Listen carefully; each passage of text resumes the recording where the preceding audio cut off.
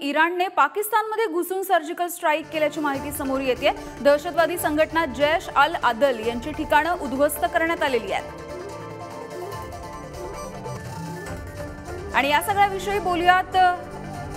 निवृत्त लष्करी अधिकारी ब्रिगेडियर हेमंत महाजन सर आपल्या सोबत आहेत। महाजन सर, इराणने सर्जिकल स्ट्राईक केलेला आहे पाकिस्तानमध्ये शिरून, याचे नेमके काय परिणाम होऊ शकतात आता?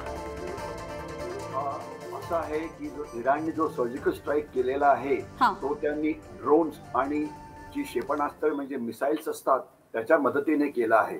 आणि जसं आपण सांगितलं की एक दहशतवादी संघटना आहे जैशे उल अदल, ही एक सुन्नी दहशतवादी संघटना आहे।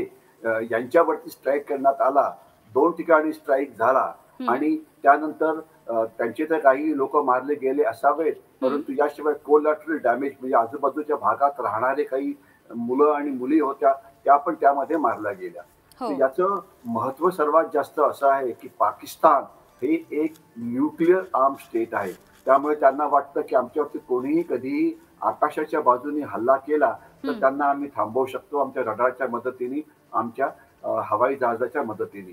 परंतु ते झालं नाही।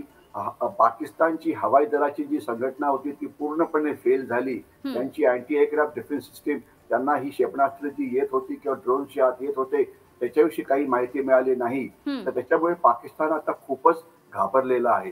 कारण जर अशा प्रकारचे हल्ले जर पाकिस्तानवरती होत राहिले तर पाकिस्तानची न्यूक्लिअर वेपन्स म्हणजे अणुबॉम्ब हे याला काही फारशी किंमत ही उरणार नाही।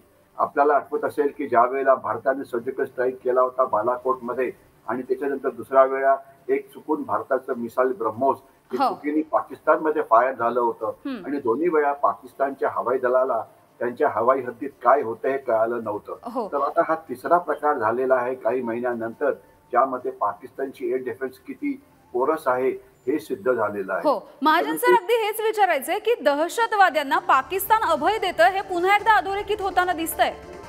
हो, पाकिस्तानमध्ये तसं म्हणतं तर 3 प्रकारचे दहशतवादी गट आहे। एक तर आंतरराष्ट्रीय की जे अल कायदा किंवा आयसिसपणाचे कुठे जाऊन हल्ले करतात, दुसरे भारताच्या विरोधात लष्कर ए तोयबा वगैरे ज्यांना पाकिस्तान मदत करतो, आणि तिसरे दहशतवादी गट आहे जे पाकिस्तानच्या विरोधात काम करतात।